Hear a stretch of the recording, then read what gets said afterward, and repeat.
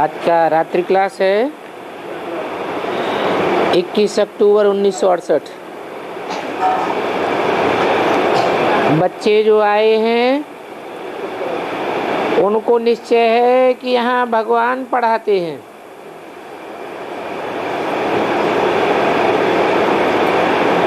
क्योंकि ये गीता का एपिसोड है ना, परंतु इस बात का कोई को पता नहीं है। अभी तुम बच्चे जानते हो कि हम मनुष्य से देवता बनने आए हैं।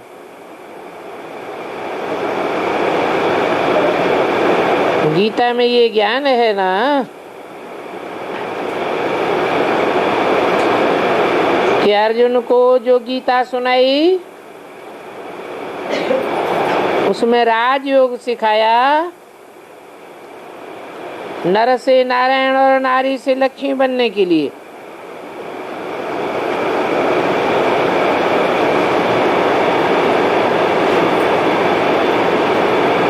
अब लक्ष्मी नारायण तो देवी देवता ही कहे जावेंगे,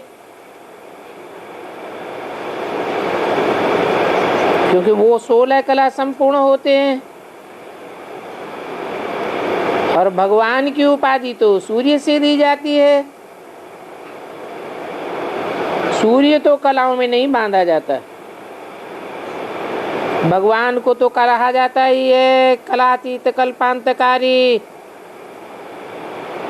कलाओं से अतीत है। तो हमारी एम ऑब्जेक्ट भगवान बनने की नहीं है, हमारी एम ऑब्जेक्ट है मनुष्य से देवता बनने की। और हमने ही पूरे 84 जन्म पूरे किए हैं। सभी कहते हैं नर से नारायण नारी से लक्ष्मी बने। यहाँ आए इसलिए तो जिनको इस बात पर निश्चय होवे कि हम यहाँ पढ़ाई पढ़ने आए हैं नर से नारायण बनने की, वो हाथ उठावें। यहाँ जो पढ़ाई पढ़ाई जाती है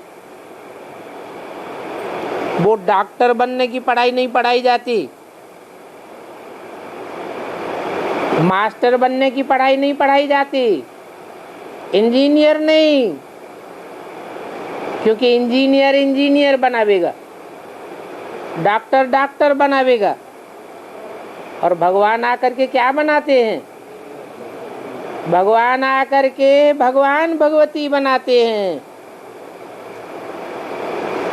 वास्तव में भगवान भगवती का टाइटल हो नहीं सकता, क्योंकि भगवान एक है या भगवान अनेक है या दो हैं। भगवान तो एक ही होता है, गॉड इज वन कहा जाता है। तो एक भगवान आकर के हम बच्चों को नर से नारायण बनाते हैं।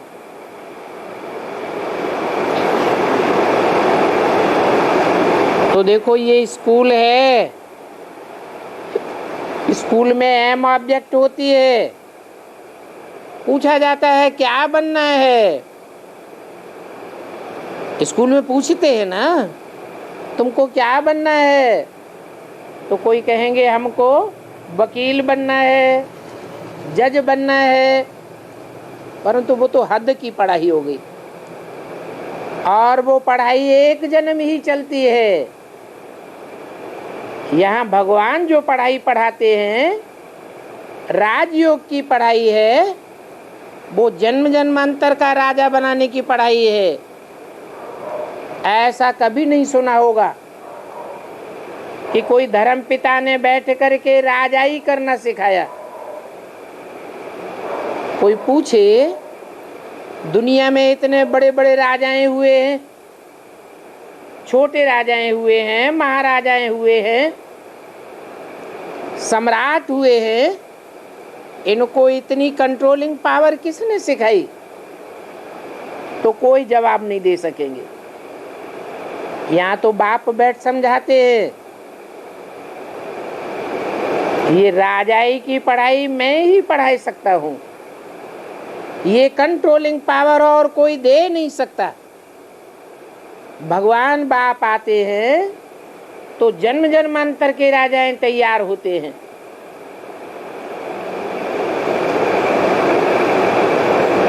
तो देखो भगवान राजाई स्थापन करते हैं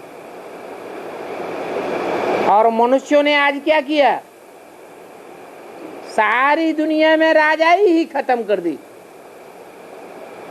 कोई देश है ऐसा जहां राजा हो, वो भी कन्वर्ट हो गया। कहेंगे अपने कर्मों से राजाई खत्म हो गई। भूटान का राजा था, उसने स्वेच्छा से प्रजातंत्र स्वीकार कर लिया, क्योंकि माहौल ऐसा बन गया दुनिया का। तो बाप कहते हैं ये प्रजा के ऊपर प्रजा का राज्य बेकायदे राज्य है, इसमें कभी भी कोई सुखी नहीं हो सकता और सदाकाल का सुख तो हो ही नहीं सकता। ये तो राजा ही है जो राजयोग से भगवान आकर के सिखाते हैं।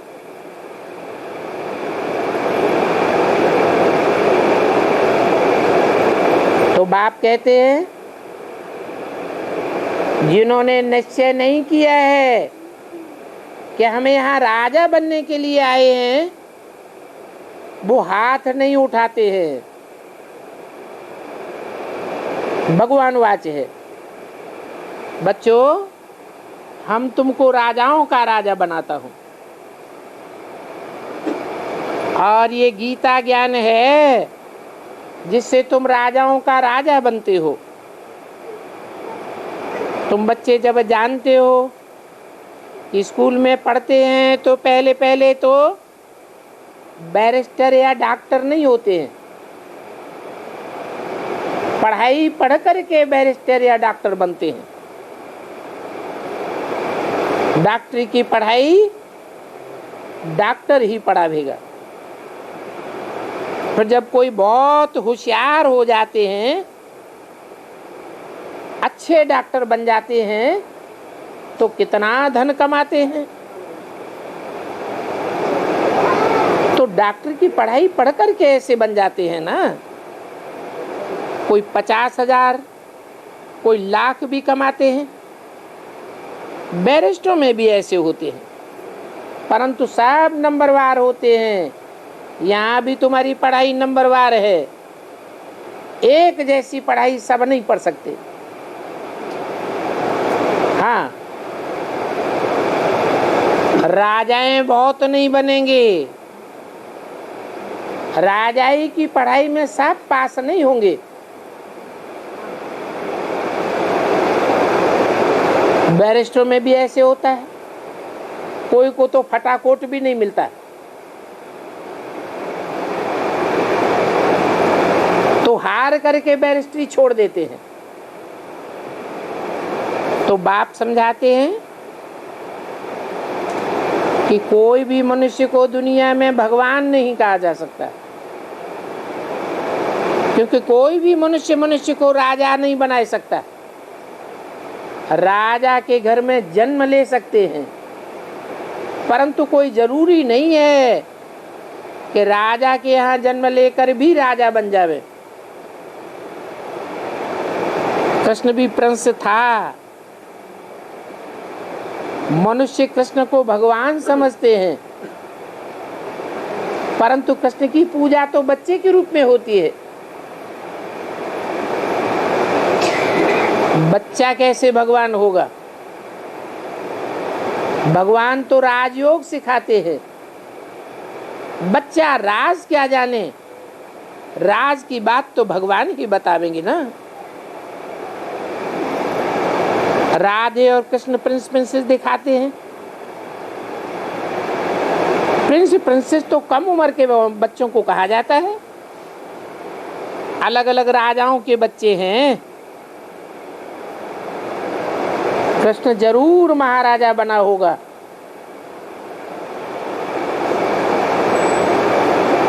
भारतवासी पत्थर बुद्धि हैं जो कुछ भी नहीं जानते हैं। अभी तुम बच्चे जानते हो कि हम ही भविष्य में लक्ष्मी नारायण जैसे बनेंगे। जो छोटेपन में राधा कृष्ण हैं वो ही बड़े होकर के लक्ष्मी नारायण का टाइटल ले लेते हैं, परंतु इस बात का किसी को पता ही नहीं है। सन्यासियों के मठ तो बड़े बड़े स्थापन हुए हैं,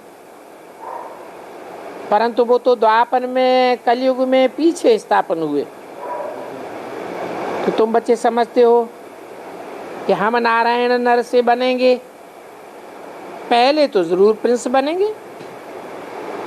अभी तो भारतवासियों को देखो क्या हाल है, बिल्कुल ही तमो प्रधान बुद्धि बन चुके हैं। वो विदेशी इतने तमो प्रधान नहीं है, क्योंकि उन विदेशियों ने तुम्हारे जितना सुख भी नहीं देखा है, तो तमो प्रधान भी तुम्हारे जितना नहीं बनते। तुमने सुख भी बहुत देखा है तो तुम सतो प्रधान भी बहुत बने थे, और अब तमो प्रधान भी बहुत बने। तुमको दुख भी बहुत मिलता है। भारत में अपरम अपार दुख होते हैं। तो देखो, दुख भी तुम सबसे जास्ती भोगते हो और सुख भी तुम सबसे जास्ती भोगते हो। कीड़े मकोड़े होते हैं,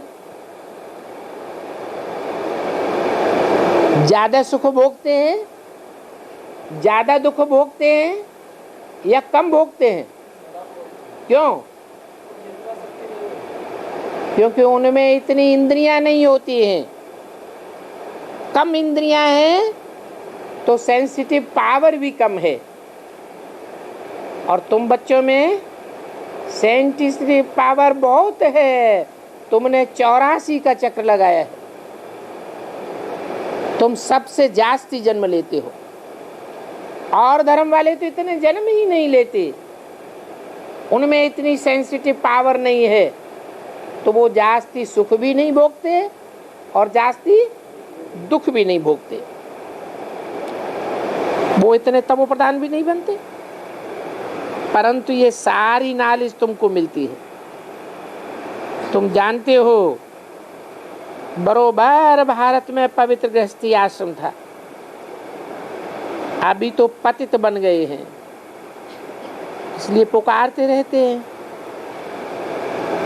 कि हे पतितों को पावन बनाने वाले, आकर के हमको पावन बनाओ। विदेशी पुकारते हैं या स्वदेशी पुकारते हैं? स्वदेशी पुकारते हैं। क्यों? विदेशी क्यों नहीं पुकारते? क्योंकि वो पूरे पतित बनते ही नहीं हैं, और हम पूरे पतित भी बनते हैं, हम ही पूरे पावन भी बनते हैं। जो पूरे पतित बनते हैं वो पूरा दुख भी भोगते हैं, बहुत दुखी होते हैं, तो भगवान को तहे दिल से पुकारते हैं। तो क्या साबित हुआ? जो मेरे को पुकारते हैं कि आ करके हम पतितों को पावन बनाओ, तो मैं आता भी हूँ। कहते हे पतित पावन सीताराम, तो सीताराम कह करके पुकारते हैं ना, तो मैं आता भी हूँ। जो नहीं पुकारते हैं, क्रिश्चियन हैं, मुसलमान हैं, सन्यासी हैं, ये सीताराम को पुकारते हैं क्या? नहीं, तो मैं आता भी नहीं, और उनको पतित से पूरा पावन बनाता भी नहीं हूँ। ऐसे मैं ही लिबरेटर हूँ सारी दुनिया का, परंतु लिबरेशन भी नंबरवार है। इस पुरानी दुनिया से छुटकारा तो सबको मिलता है,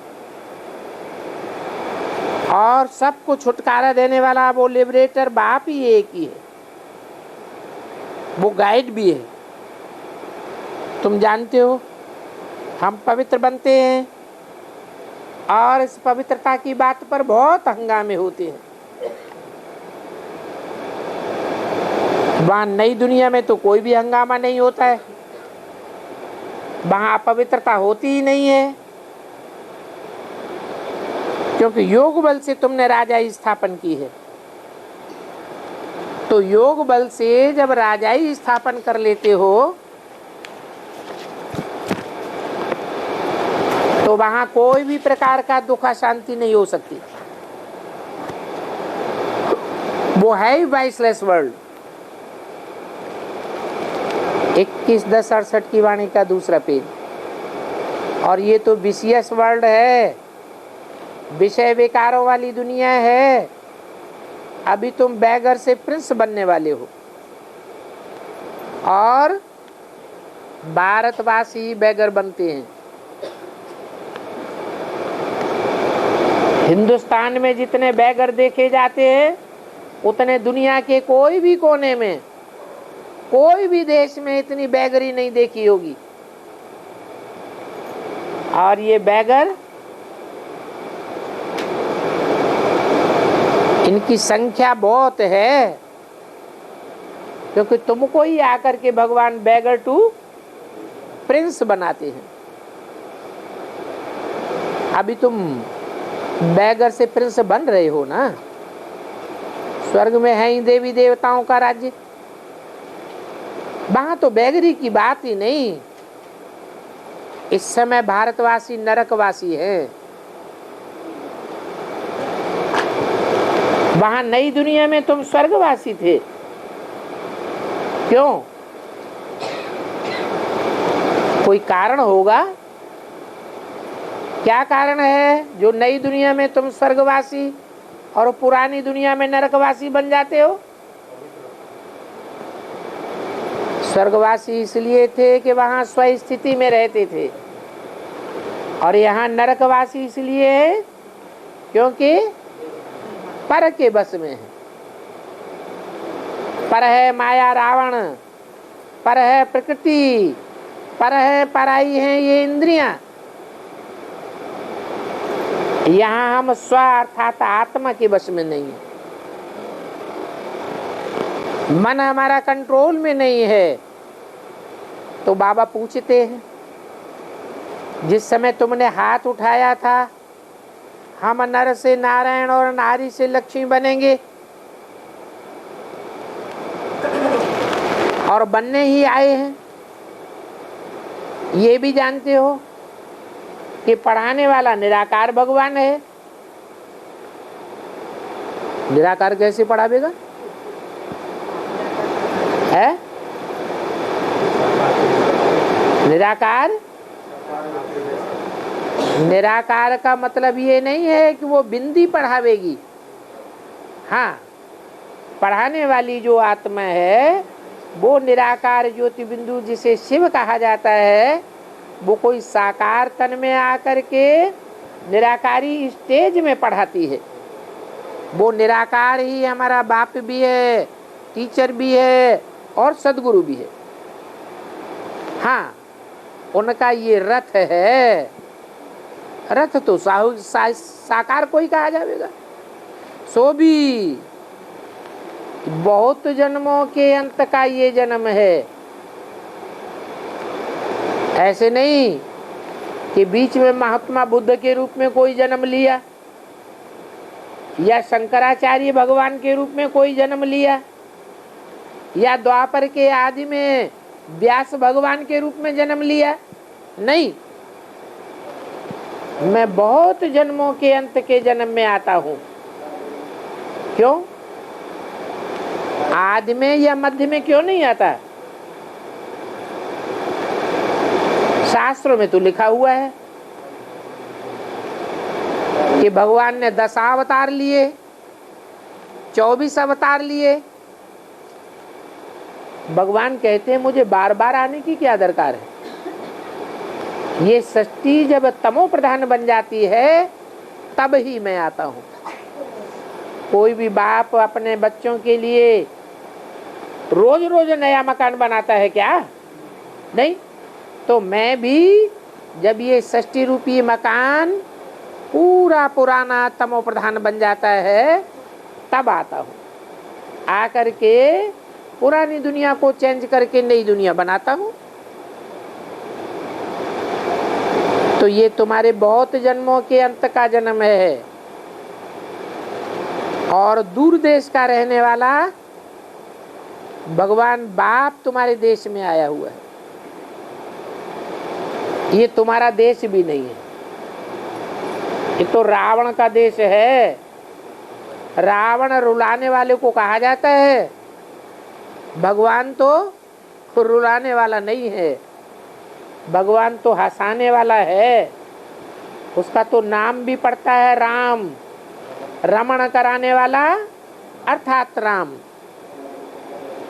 हाँ, दूर देश से आते हैं।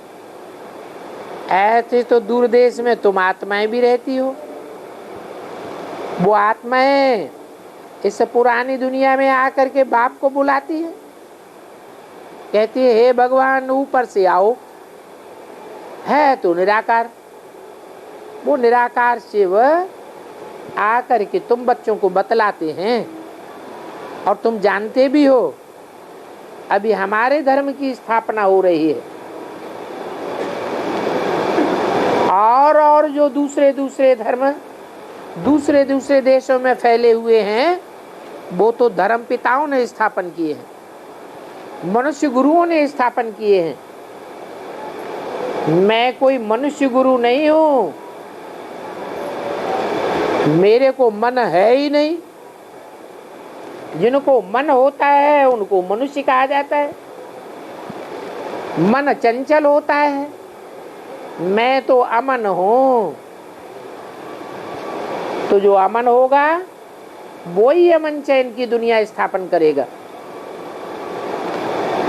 जो चंचल मन वाले होते हैं उन्हें मनुष्य कहा जाता है। मनुष्य नर को कहा जाता है।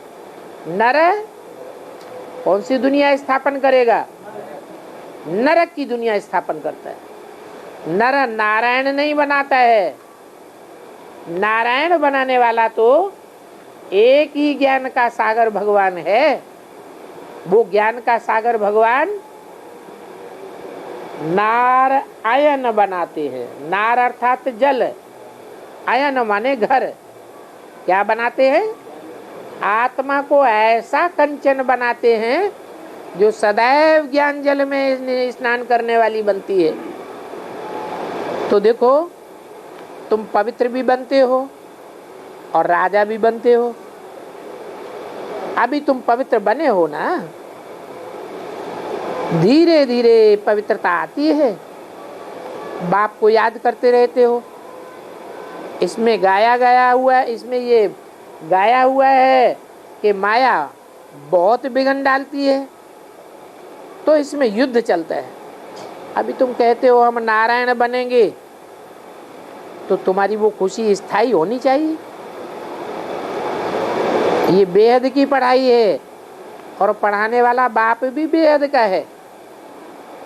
तुम बच्चों को निश्चय है कि हम पुरुषार्थ करते हैं सतो प्रधान बन करके फुल पास हो जावे, परंतु सभी तो फुल पास नहीं हो सकेंगे। कई को तो ज्ञान के आधार से खुशी होती है, कई ऐसे होते हैं जिनको याद के आधार से खुशी होती है। क्यों? जैसे को याद करेंगे वैसे ही बनेंगे। मेरे को कहा जाता है सत्य चित्त आनंद, तो मैं आनंद स्वरूप हूं ना। आनंद स्वरूप को याद करेंगे तो जरूर खुशी में रहेंगे। अभी नई दुनिया आने वाली है, वो पावन दुनिया है और ये है पतित दुनिया। तो अभी तुम जानते हो कि हम बेगर टू प्रिंस बनेंगे।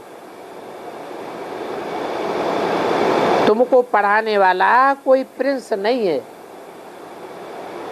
तुमको पढ़ाने वाला कोई राजा भी नहीं है। कौन है? भगवान तुमको पढ़ाते हैं। वहां तो बैरिस्टर को पढ़ावेंगे, डॉक्टर को पढ़ावेंगे, और यहाँ पढ़ाने वाला भगवान। और बनाते क्या हैं? भगवान भगवती बनाते हैं, प्रिंस बनाते हैं बेगर से। अब कृष्ण तो खुद ही प्रिंस है, तो उसको प्रिंस बनाना चाहिए।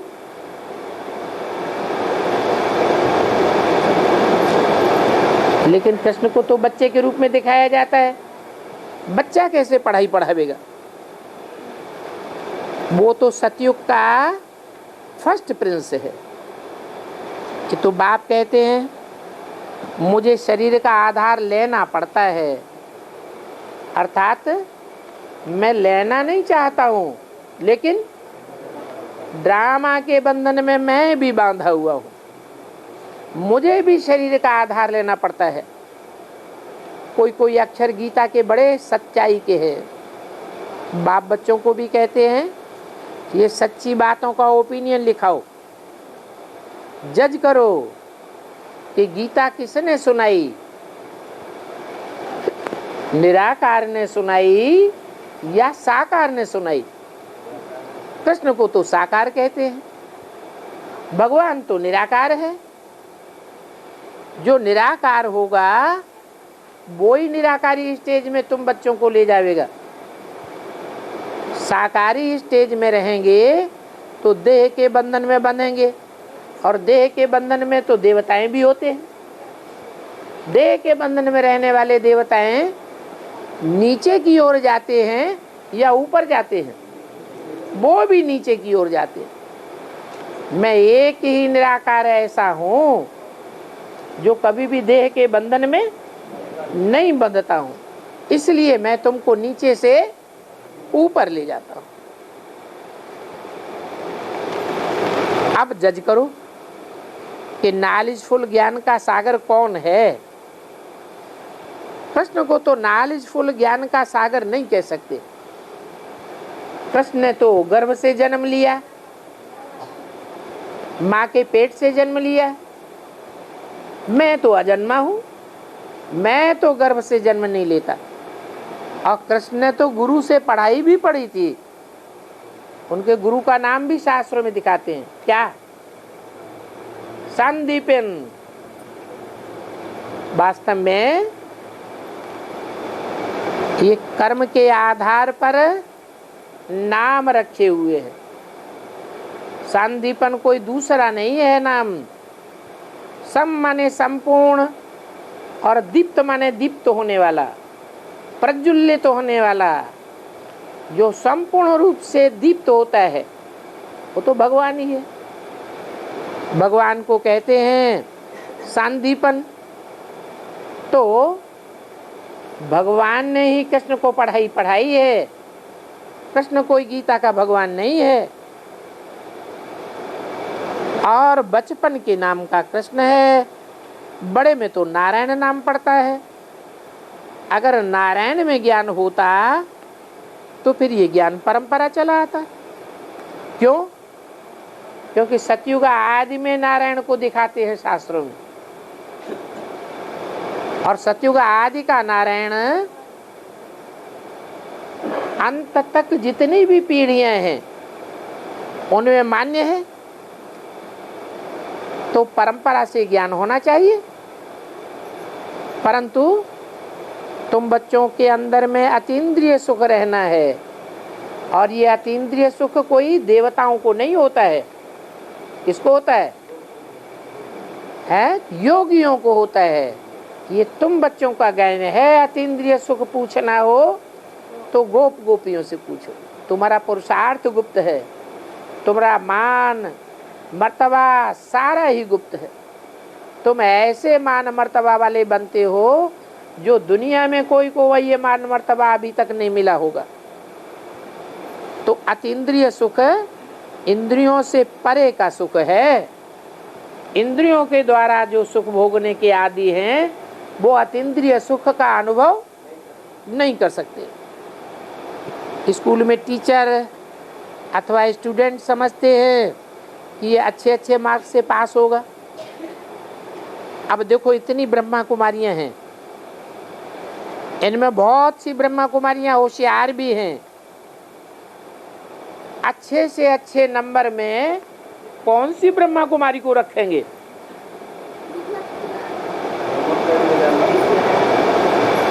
अच्छे से वाणी तो 68 की है ना।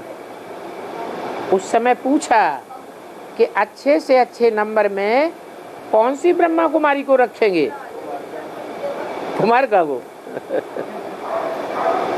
अच्छे से अच्छे नंबर में मम्मा को रखेंगे, ओम राधे मम्मा। फिर आगे के लिए कहेंगे कुमार का। अब बाबा कुमारका को अच्छा समझते थे क्या? है बाबा ने तो बोला है बाहर के प्यार की और अंदर के प्यार की बाप की बड़ी भारी युक्ति है। जो चाहते हैं कि हमको इस दुनिया में बाहर का मान मर्तबा मिले, तो बाप समझाती है ये 3rd क्लास आत्मा है। इसी दुनिया में सारा मान मर्तबा लेने के लिए आई है। बाप तो आए हैं जन्म जन्मांतर का मर्तबा देने के लिए। तो अल्पकाल की अगर कोई प्राप्ति कर लेता है तो सदाकाल की प्राप्ति खत्म हो जाती है। तो कुमार का दादी को क्या मिला? अल्पकाल की मान मर्तबा मिल गया। बाकी बाप की तो बेहद की भाषा है। बेहद की भाषा में और हद की भाषा में बहुत अंतर होता है। कुमारका का अर्थ क्या है? कुमारी जीवन बिताने वाला। और कुमारिका वास्तव में कुमारी जीवन था तो, लेकिन कुमारी जीवन होते हुए भी बाबा ने जो महावाक्य बोले हैं उनसे ये साबित होता है कि बाबा के दिल में कुमारिका के लिए उतना महत्व नहीं था। क्योंकि मुरली में बोला है जिनका बहुत मान मर्तबा है वो बड़े से बड़ा भ्रष्टाचारी समझो। क्यों भ्रष्टाचारी समझो? क्योंकि जो भ्रष्ट आचरण वाले होते हैं वो खुद भी आगे नहीं बढ़ते हैं और दूसरों को भी आगे नहीं बढ़ने देते। एक कौम जैसे मुसलमान है, मुसलमान कौम खूंखार होती है या दयावान होती है? खूंखार कौम है। ऐसी खूंखार कौम है जो न खुद आध्यात्मिकता में आगे बढ़ती है न दूसरों को बढ़ने देती है।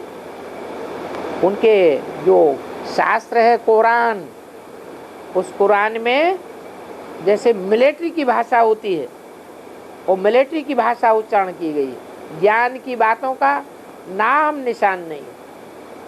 अगर कहेंगे तो बोलेंगे अल्लाह मियाँ ने ये फरमाया, अल्लाह मियाँ ने वो फरमाया। अब अल्लाह मियाँ को तो तुम निराकार कहते हो, फिर फरमाया क्या आसमान से आवाज आई? नहीं, आसमान से तो आवाज आती नहीं है।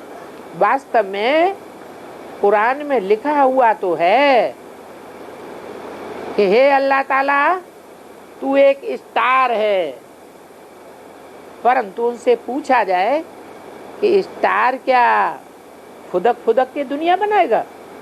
कहते हैं कि भगवान ने जमीन बनाई, भगवान ने सूरज बनाया, भगवान ने चांद सितारे बनाए।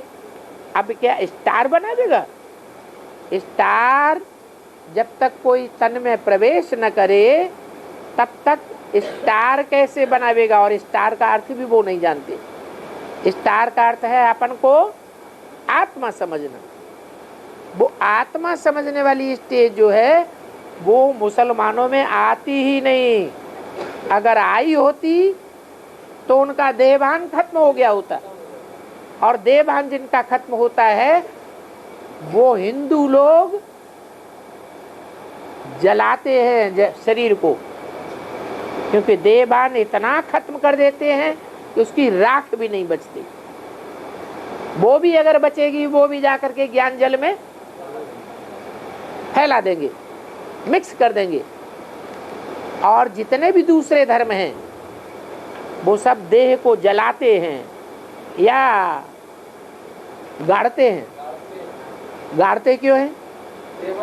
क्योंकि उनका देहवान पूरा खत्म नहीं होता है। और हिंदुओं का, जो हिंदू अपन को अभी देवता थे और हिंदू समझने लग पड़े हैं, वो हिंदू इस बात को जानते हैं कि परमात्मा की याद से हमारे सारे पाप कर्म भस्म हो जाएंगे, हमारा देहवान पूरा ही खलास हो जाएगा। तो देखो, अच्छी अच्छी कुमारियां हैं जिनमें नंबर 1 मम्मा, फिर कहेंगी कुमार का। तो कुमार का जब बाबा ने बोला और मम्मा जब बोला तो किसके लिए बोला? क्या शरीर छोड़ने वाली मम्मा के लिए बोला है? ओम राधे मम्मा तो शरीर छोड़ गई, फिर अच्छी कुमारियां कैसे कहें? नारी से नारायणी बनती है? मम्मा नर से, नारी से लक्ष्मी बनती है क्या? वो नहीं बनती। बाबा ने तो भविष्य के लिए इशारा किया। अच्छी ब्रह्मा कुमारी वो जो अपने लक्ष्य को प्राप्त कर ले। तो न तो कुमारिका ने लक्ष्य को प्राप्त किया, न तो ओम राधे मम्मा ने लक्ष्य को प्राप्त किया। लक्ष्य को प्राप्त करने वाले वो कही जावेंगे जो इसी जन्म में इसी शरीर से नर से नारायण और नारी से लक्ष्मी बने। तो बाबा का इशारा कोई दूसरी तरफ है।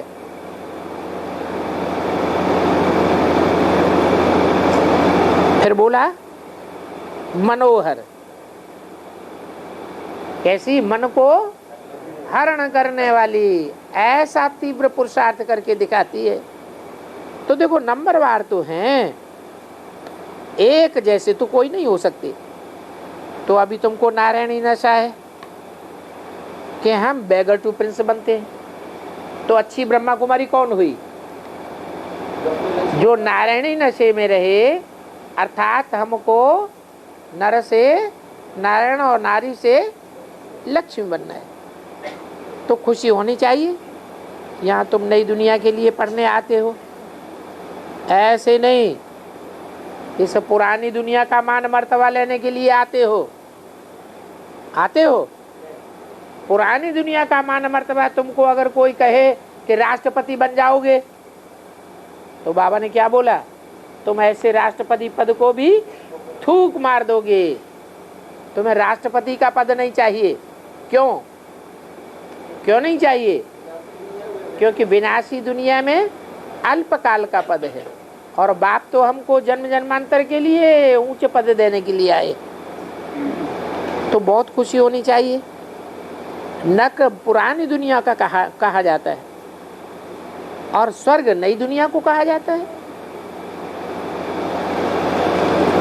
अब ये नरक और स्वर्ग के बीच में महाभारी महाभारत लड़ाई है। तो बच्चों को निश्चय है, पुरुषार्थ तो सभी बच्चों का चल रहा है। बाप पतित पावन वर्ल्ड ऑलमाइटी अथॉरिटी है। लक्ष्मी नारायण को वर्ल्ड ऑलमाइटी अथॉरिटी नहीं कहेंगे। क्यों? क्यों नहीं कहेंगे? हैं? इसलिए नहीं कहेंगे कि वर्ल्ड कहा जाता है नई दुनिया और पुरानी दुनिया दोनों को मिलाकर। सिर्फ भारत को वर्ल्ड कहेंगे? नहीं कहेंगे। वर्ल्ड माने सारी दुनिया, सभी देशों को मिलाकर वर्ल्ड कहा जाता है। तो सारे वर्ल्ड के ऊपर ऑलमाइटी अथॉरिटी बाप है। नारायण तो सिर्फ नई दुनिया का अथॉरिटी होगा, और बाप वेदों शास्त्रों को भी जानते हैं। उस बाप का कोई बाप भी होगा? होगा? उस बाप का कोई बाप नहीं। जो वर्ल्ड ऑलमाइटी अथॉरिटी है वो ऊंचते ऊंचे है, हाईएस्ट अथॉरिटी है, खुद कहते हैं कि मैं नालिसफुल हूँ, मैं सभी का बाप हूँ, मेरा कोई भी बाप नहीं है। धर्म पिताओं के बाप होते हैं कौन? धर्म पिताएं भी कहते हैं गॉड फादर। अगर उनका बाप न होता तो गॉड फादर कैसे कहते? वो धर्म पिताएं भी मानते हैं कि सारी दुनिया का एक ही बाप होता है, जिसे वो आदम कहते हैं, एडम कहते हैं, आदिनाथ कहते हैं। इसका मतलब वो भी अपने फादर को मानते हैं, लेकिन एक बाप ऐसा है जिसका कोई भी बाप नहीं है। मैं सभी का टीचर हूँ, बापों का बाप हूँ, मेरा कोई टीचर भी नहीं, और मैं सभी का सदगुरु हूँ। मेरा क्या कोई गुरु हो सकता है क्या? मेरा कोई भी बाप टीचर गुरु नहीं हो सकता। मैं सभी टीचर्स का टीचर और बापों का बाप सत्य बाप हूँ, सत्य टीचर, सतगुरु हूँ। अच्छा, मीठे मीठे रूहानी बच्चों को रूहानी बाप दादा का याद प्यार, गुड नाइट और नमस्ते। इसी मुरली के कुछ बचे हुए पॉइंट हैं जो बाद में छापे गए हैं।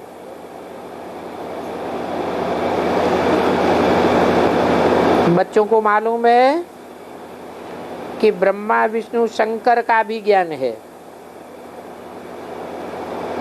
ज्ञान भी इनका अलग अलग है और इनका अर्थ भी अलग अलग है। ब्रह्मा का अर्थ क्या है?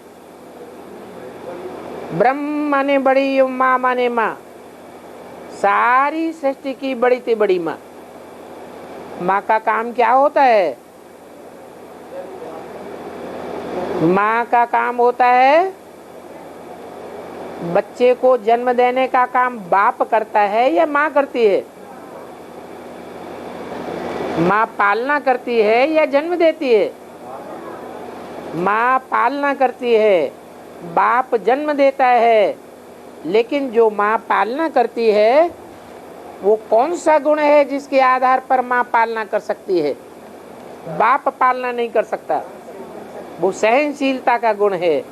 वो सहनशीलता के गुण के हिसाब से परमात्मा बाप ने जिस तन में प्रवेश करके माँ का पार्ट बजाया, वो संसार में बड़ी से बड़ी माँ कही गई।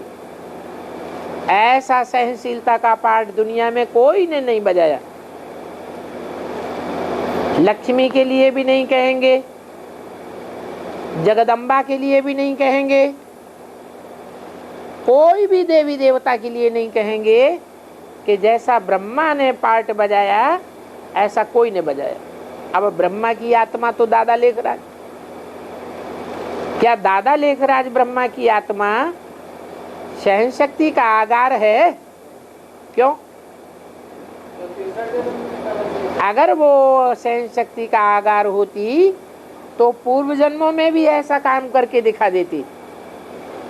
कैसा? सहन शक्ति के आधार पर ढेर की ढेर आत्माओं को जो अलग अलग वंशावलियों की हों उनको पालना करके दिखाने का कार्य।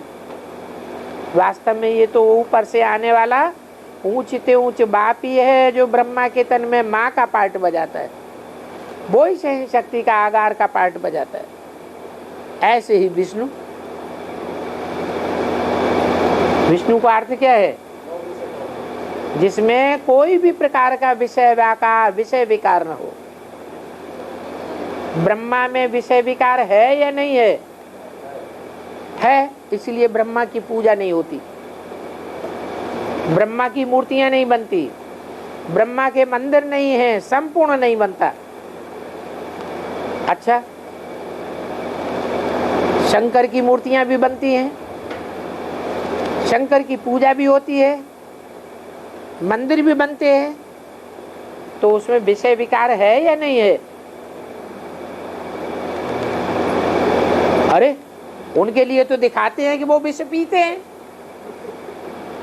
जब विष पीते हैं तो पेट में विष गया कि नहीं गया? नहीं गया? गया ना, पेट में विष गया तो, लेकिन फिर असर किया या नहीं किया?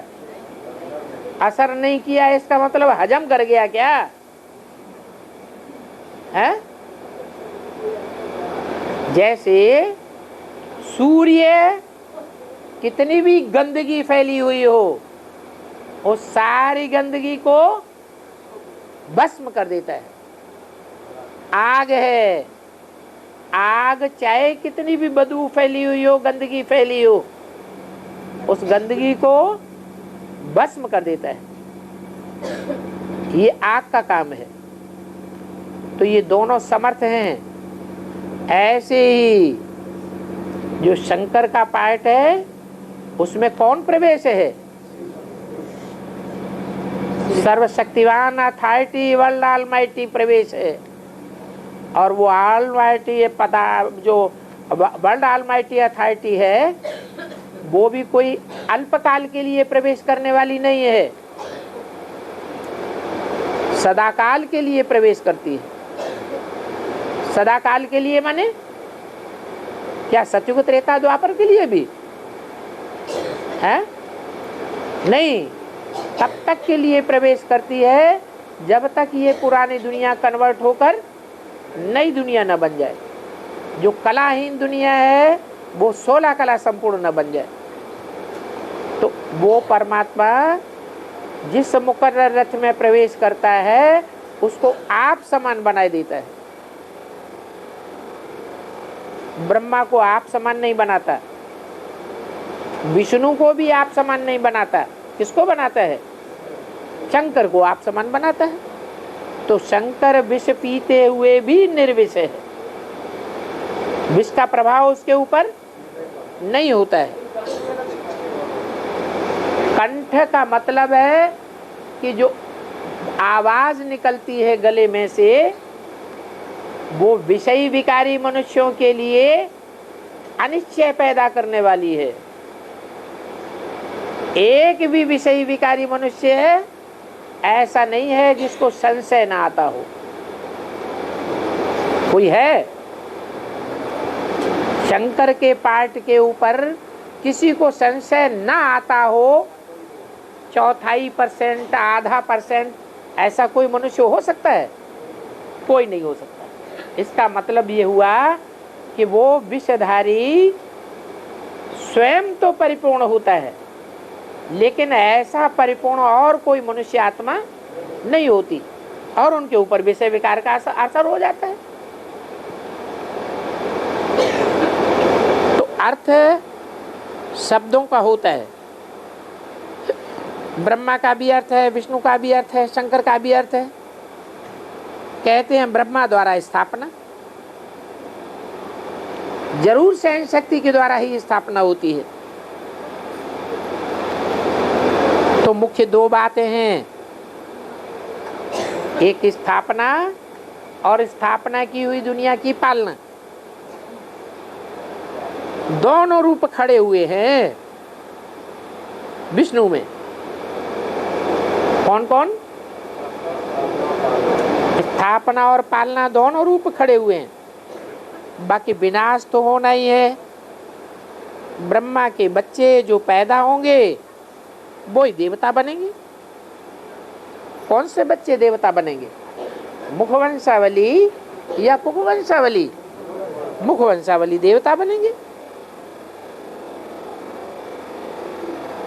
शंकर का कोई वृत्तांत निकलता नहीं है कि शंकर से क्या बनेंगे। कोई शंकर कुमार कुमारी होते हैं? नहीं होते। सूक्ष्म रत्न में ऐसी शंकर जैसी कोई चीज होती नहीं है।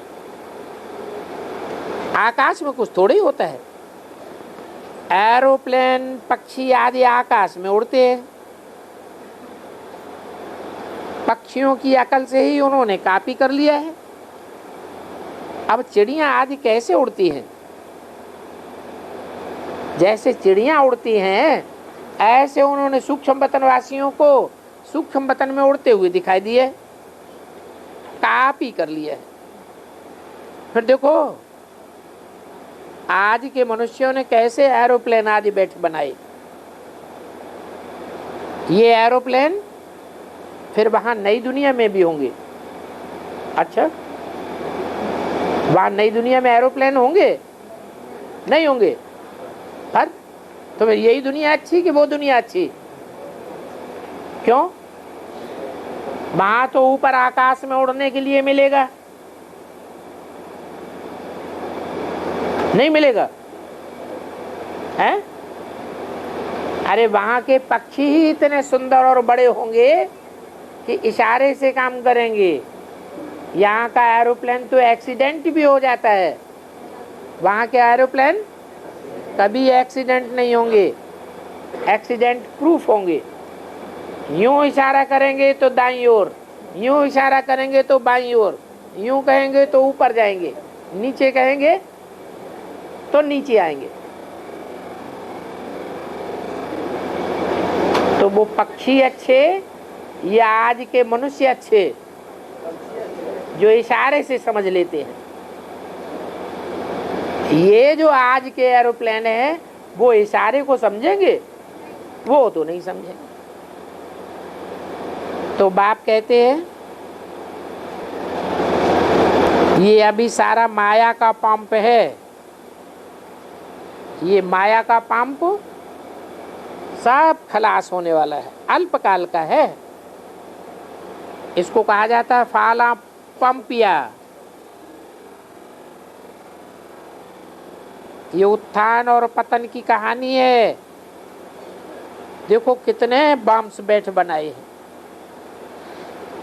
समझते हैं कि हम ऐसी कितनी भी दुनिया का विनाश कर सकते हैं।